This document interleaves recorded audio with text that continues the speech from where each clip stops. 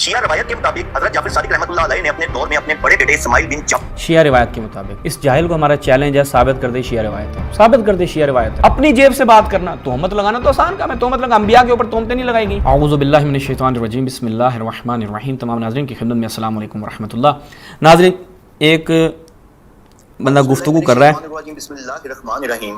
اس کی جہالتوں کو ہم نے پہلے بھی واضح آشکار کیا، اس بیچارے کو آتا جاتا کچھ بھی نہیں ہے، کچھ بھی آتا جاتا نہیں۔ اچھا مزے کی بات بتاؤں آپ کو، وہ ایک چینل ہے جو بیچارہ ابھی کوشش کر رہا ہے شیعوں کے خلاف بولنے کی، اور بڑا بڑھ چڑھ کر بولتا ہے۔ تو جو ہم سے شکست کھا کر جاتے ہیں یا جن جہلا کی ہم جہالتیں آشکار کرتے ہیں، ان جیسے لوگوں کو وہ چینل جو ہے بلا لیتا ہے کس محقق کے طور پہ، جاؤ بھائی آؤ بتاؤ ہمیں شیعہ مذہب کے بارے میں بتاؤ۔ اور اس بندے کی جو ہم نے آپ کو گزشتہ قسطوں میں جہالتیں پیش کی ہیں، آج مزید اس کی آپ کو جہالتیں دکھائیں گے جو آپ کو لطف آئے گا، نہایت لطف آئے گا بیچارے کو۔ آج جو ہونے والی ہے نا، آج یہ آپ قسط جو ہے وہ آپ کو مزید مزہ دے گی۔ لیکن حالات بدل گئے یا اس سے غلطی ہو گئی تو اس نے اپنی غلطی سدھارنے کے لیے تمام ہونے کی رمق پاتی ہے۔ تو آج کی یہ ویڈیو آپ کے شعور کو جھنجھوڑ کر رکھ دے گی انشاءاللہ عز و جل۔ آگے بڑھنے سے پہلے ایک بنیادی اور انتہائی اہم اصلاح کو سمجھنا ہر مسلمان کے لیے ضروری ہے۔ سادہ اور عام فہم الفاظ میں بدا کا مطلب ہے رائے کا اچانک بدل جانا، کسی معاملے کا پہلے سے علم نہ ہونا اور بعد میں ظاہر ہونا۔ یعنی انسانوں کی دنیا میں جب ہم کہتے ہیں کہ فلاں شخص کو بدا ہوا تو اس کا مطلب یہ ہوتا ہے کہ اس نے ایک منصوبہ بنایا، لیکن حالات بدل گئے یا اس سے غلطی ہو گئی تو اس نے اپنی غلطی سدھارنے کے لیے ارادہ بدل لیا۔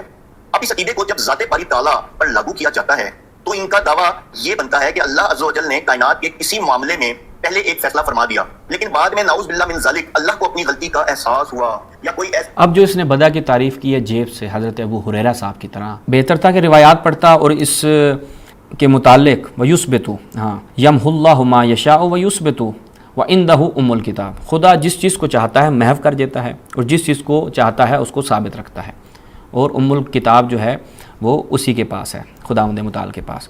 تو یہ قرآن مجید کی آیت ہے۔ تو عرض خدمت یہ ہے کہ اس بندے نے اپنی جیب سے ایک معنی کیا جو نہ شیعہ روایات میں ہے نہ قرآن مجید سے یہ چیز ثابت ہے کہ خدا کو بدا حاصل ہو جاتی ہے۔ جس طرح ان کے بزرگان نے جو کتابیں لکھی ہیں اس میں تشیع کی نسبت ایک جھوٹ بولا، ایک بہتان باندھا کہ بدا کا مطلب ان کے ہاں یہ ہوتا ہے کہ اللہ تعالیٰ کو ایک چیز کا علم نہیں تھا، بعد میں اللہ کو علم آ گیا، اس نے کہا ہاں یہ تو کام ٹھیک نہیں ہوا۔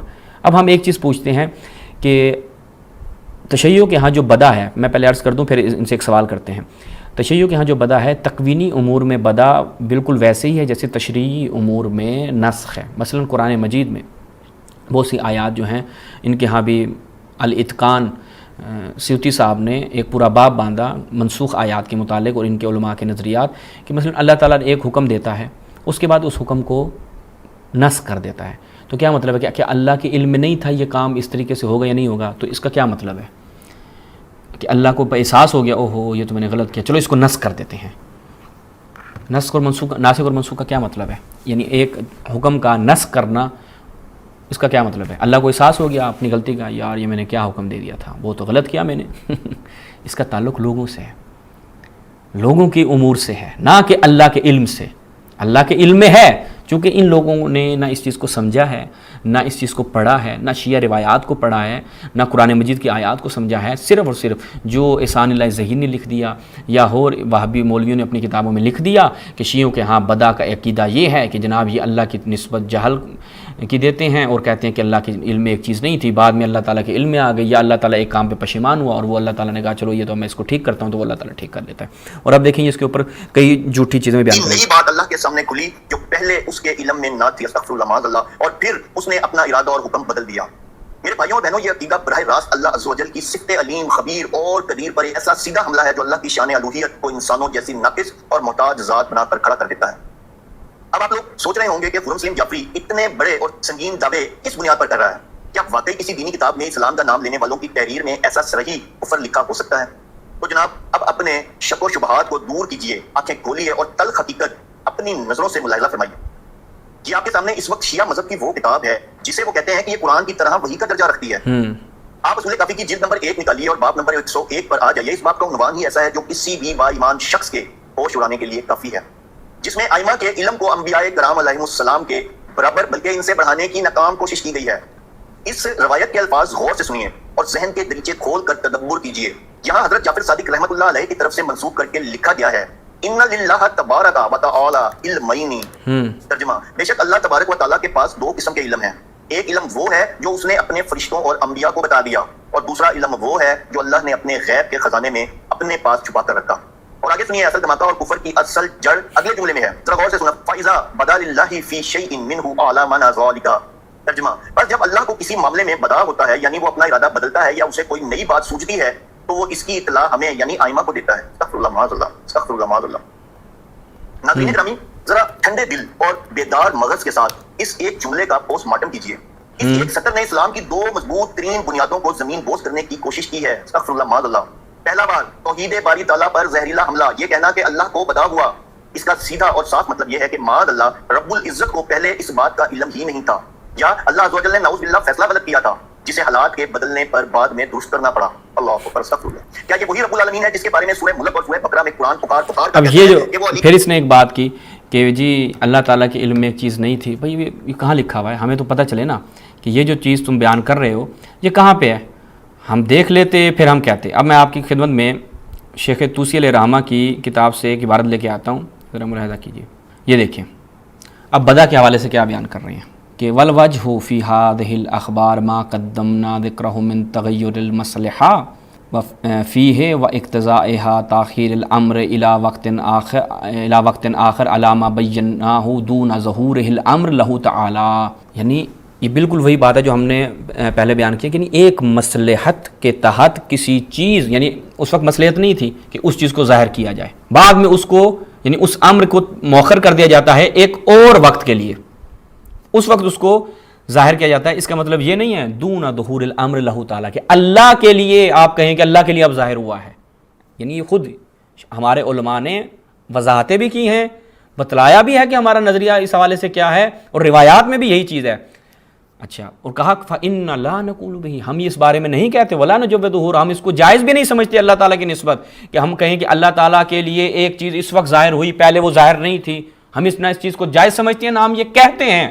پھر شیعوں کی طرف یہ اس بات کی نسبت دینا، اپنی جیب سے بات کرنا، تہمت لگانا تو آسان کام ہے، تہمت لگا، انبیاء کے اوپر تہمتیں نہیں لگائی گئی، انبیاء کے اوپر یہود و نصارہ تہمتیں لگاتے تھے، تم لوگوں کا وہی کام ہے کہ بھائی جو چیز کتاب میں نہیں ہے، جو ان کے علماء کے اقوال نہیں ہے، بہتر تھا کہ علماء کے اقوال بیان کرتا، پھر آ کر اس سے استدلال کرتا، یہ ہم نے اس کے دکھایا۔ اب میں آپ کو روایتیں دکھاتا ہوں کہ ہم بدا کے بارے میں کیا روایتیں ہیں، یہ ملاحظہ کریں۔ الشافی، یہ دیکھیں الشافی کہ اللہ کے علم میں ایک چیز نہیں تھی، بعد میں آئی، اللہ کی نسبت ہم جہل کی دیتے ہیں۔ اب یہ دیکھیں امام جعفر صادق علیہ السلام نے کہ کسی چیز میں اللہ کے لیے بدا واقع نہیں ہوا مگر یہ کہ اس کے ظاہر ہونے سے پہلے وہ اس کے علم میں تھا، اللہ کے علم میں تھا۔ ظاہر ہوتا ہے کسی مصلحت کی وجہ سے ایک چیز میں، جیسے میں نے کہا نا تشریع میں نسخ، یعنی ایک حکم دیا اور اس کو مؤخر رکھا، پھر ایک مقام پر آ کر اس کو نسخ کر دیا، لوگوں کے لیے ہوا کہ بھائی یہ کام جو پہلے تھا اب یہ نہیں کرنا۔ کیا اللہ کے علم میں نہیں تھا یہ چیز، کہ اللہ کو معلوم نہیں تھا؟ ایسا بالکل نہیں ہے۔ کیا فرمایا کہ مگر یہ کہ اس کے ظاہر ہونے سے پہلے وہ اس کے علم میں تھا۔ نیچے دیکھیں فرمایا امام جعفر صادق علیہ السلام نے خدا کو جہالت سے کبھی بدا واقع نہیں ہوا، ٹھیک ہے، یہ جو کہتے ہیں۔ پھر راوی کہتا ہے کہ میں نے امام جعفر صادق سے پوچھا کہ کیا کوئی امر آج ایسا ہے جس کا علم ایک دن پہلے خدا کو نہ ہو؟ فرمایا نہیں، جو ایسا کہے خدا اس کو ذلیل کرے گا۔ میں نے کہا کیا جو کچھ ہو چکا ہے اور جو قیامت تک ہونے والا ہے وہ سب علم الہی میں ہے؟ فرمایا بے شک مخلوق کے پیدا کرنے سے پہلے ہر بات کا اس کو علم تھا۔ یعنی یہ روایات ہیں۔ اب ہمیں دکھاتے، کوئی روایت پڑھتے، کوئی علماء کے اقوال لے کے آتے جہاں سے ہمیں پتہ چلتا کہ ہاں بھائی بات بندہ درست کر رہا ہے۔ اب جو اس نے روایت پڑھی ہے، اب اس روایت میں کیا ہے یہ دیکھیں، باب ہے ان الائمہ علیہم السلام یعلمون جمیع العلوم التی خرجت علیہم السلام، یعنی اس میں کون سی ایسی چیز ہے جو عقیدہ توحید کے منافی ہے، عقیدہ نبوت کے منافی ہے؟ جبکہ میں ابھی صحیح اہل سنت روایات سے بھی دکھاتا ہوں کہ اللہ کے لیے دو علم ہیں، ایک علم جو اس نے اپنے ملائکہ انبیاء اور رسول کے لیے ظاہر کر دیا، اور دوسرا فما اظہر علیہ ملائکۃ ورسل انبیاء فقد علمناہ وعلما استأثر بہ فاذا بدأ للہ فی شیء منہ اعلمنا ذلک۔ اللہ کے لیے یعنی کیا ہے، یہ وہ چیز اس میں ایک مثال کے طور پر اللہ تعالیٰ نے ایک چیز کا حکم دیا، بعد میں جب وہ اس چیز کو نسخ کرتا ہے تو وہ اس کا علم عطا کر دیتا ہے کہ بھئی یہ اب کام نہیں کرنا، کیونکہ اللہ تعالیٰ نے اس امر کو نسخ کر دیا ہے، یا اس مسئلے کو اب دوسری صورت میں انجام دینا ہے، تو اس کا کیا تعلق ہے اس چیز سے کہ بھائی اس سے نبوت خطرے میں آ گئی؟ استغفر اللہ، میں کیا چیز ہے ہمیں تو نہیں سمجھ. وہ آراد علی الائمہ الذی کانوا من قبل، اور پھر ائمہ وہ جو پہلے والے ائمہ تھے ان کے اوپر بھی اس کو عرضہ پیش کیا جاتا ہے. اس میں اب مجھے بتائیے کوئی بندہ آ کے بتا دے قرآن کی اس آیت کے یہ مخالف ہے. اور جہاں تک تعلق ہے انبیاء کا علم، تو امیر المؤمنین نبی کے علم کے وارث ہیں. کیسے؟ وہ میں دکھا دیتا ہوں آپ کو صحیح روایات سے آپ کی، کہ وارث علم نبی امیر المؤمنین ہے. ملاحظہ کریں امیر المؤمنین کیا فرمایا، واللہ انی لاخوہ وولیہ وابن عمہ ووارث علمہ. نبی کے علم کے وارث ہیں تو ان کے پاس انبیاء کا علم ہے. امیر المؤمنین کے پاس علم پیغمبر ہے. امیر المؤمنین نے کسی استاد سے نہیں سیکھا، جو علم امیر المؤمنین کے پاس ہے نبی کا دیا ہوا ہے. اچھا، ایک یہ روایت ہو گئی. اس کے بعد اب دیکھیں کہ جو دعویٰ رسول اللہ نے کیا وہی دعویٰ امیر المؤمنین نے کیا. یہ ملاحظہ کریں ذرا، یہ پہلے پیغمبر سے دیکھیں. مسند امام احمد بن حنبل کیا کیا، لا تسألونی عن شیء الی یوم القیامہ الا حدثتکم، قیامت تک جو کچھ بھی ہے رسول فرماتے ہیں مجھ سے پوچھو میں بتاؤں گا. اب آ جائیں امیر المؤمنین سے. تفسیر عبدالرزاق کیا فرمایا، سلونی فواللہ لا تسألونی عن شیء یکون الی یوم القیامہ الا حدثتکم بہ، کہ قیامت تک جو کچھ ہوگا میں تمہیں بتاؤں گا. تو کیا مشکل ہے؟ اب دیکھیں یہ خیانت کرے گا، ایک اس نے خیانت کرنی ہے، ایک مثال دے گا. دیکھیں علم بذات الصدور، کہ وہ سینوں کی چھپی ہوئی باتوں تک کو جانتا ہے. ضرب لگائی ہے انہوں نے. غور کریں، علامنا ذالک، اور رابطہ اب بھی قائم. آگے بتائیے کہ وہی اور امامت میں عملم آیت میں یہ کہہ رہے ہیں کہ ائمہ کو وہ علم بھی مل جاتا ہے جو اللہ نے اپنے جلیل القدر نبیوں اور رسولوں سے بھی چھپا کر رکھا تھا. کیا یہ تمام انبیاء کرام اور خصوصاً سید الانبیاء حضرت محمد صلی اللہ علیہ وسلم کی صریح توہین اور تحقیر نہیں ہے؟ اب یقیناً آپ کے ذہن میں یہ سوال ابھر رہا ہوگا کہ آخر ایسی کیا مجبوری تھی اللہ کی ذات اقدس پر اتنا بڑا ہولناک اور سنگین بہتان باندھنے کی ضرورت آخر کیوں پیش آئی؟ اس عقیدے کو ایجاد کرنے کے پیچھے کیا سیاسی اور مذہبی جہہ طلبی تھی؟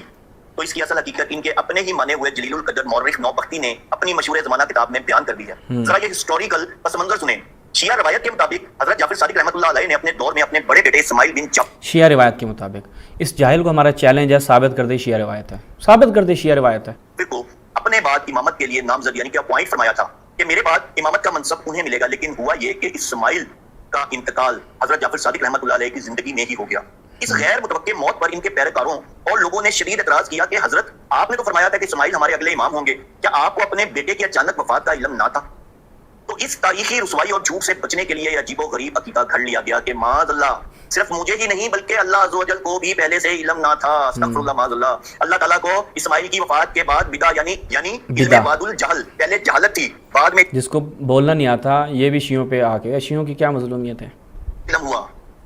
استغفر اللہ معاذ اللہ، استغفر اللہ معاذ اللہ. کتاب کا نام ہے فرق الشیعہ، صفحہ نمبر 84، مطبوعہ نجف. اعوذ باللہ من، یہی کتاب ہے صفحہ رکنیشن میں، یہی کتاب ہے نا، فرق الشیعہ مطبوعہ نجف. یہی مطبوعہ نجف دکھا رہا ہے جی، یہ مطبوعہ نجف ہو گیا. ٹھیک ہے، اب یہ جبکہ مطبوعہ نجف نہیں ہے، یہ بیروت لبنان کا ہے. اور یہ بالکل یہی دیکھیں، خود بھی یہی دکھا رہا ہے، یہاں پر بھی جو دکھا رہا ہے کہتا ہے مطبوعہ نجف. اس کو بیچارے کو مطبوعہ بھی نہیں پتا کہ مطبوعہ نجف کا ہے یا نہیں ہے، خود بھی یہی دکھا رہا ہے.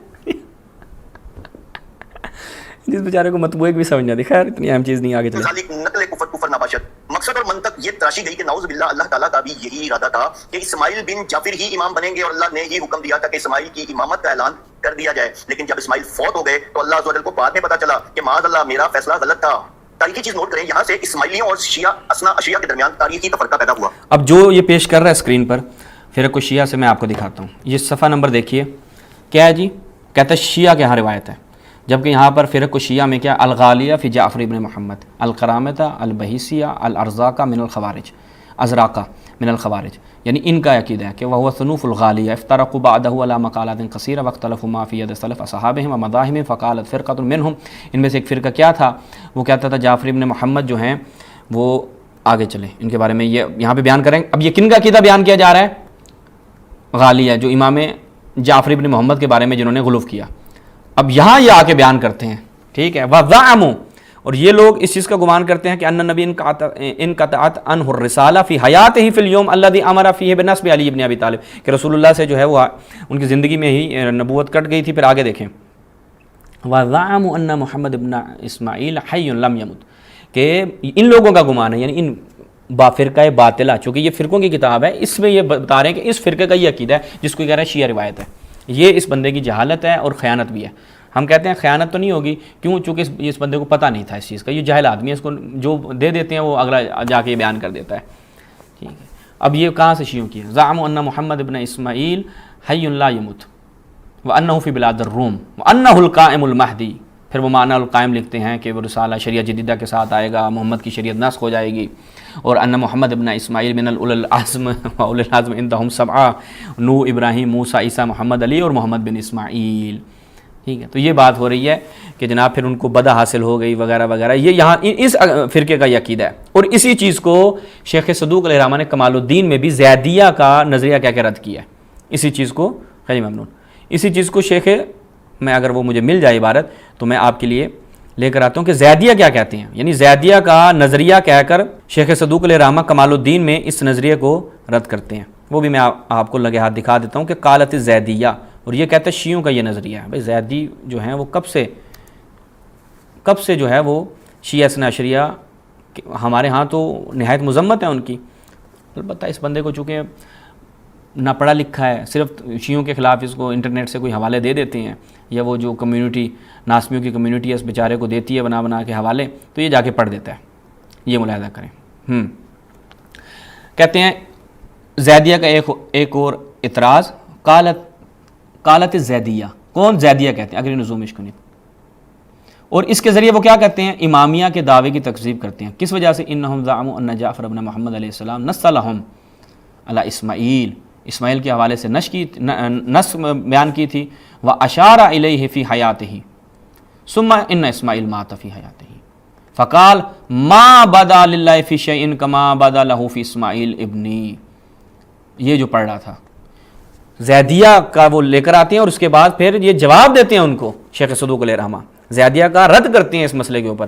زیدیہ کی عبارت لے کر آئے، اور وہاں فرقہ شیعہ میں دکھا چکا ہوں کہ فرقہ باطلہ کا یہ قول تھا، اور یہ اس کو کہہ رہا ہے جی شیعہ کی روایت، شیعہ کی حدیث ہے، یعنی گویا کہ یہ ان لوگوں کی علمی قابلیت ہے.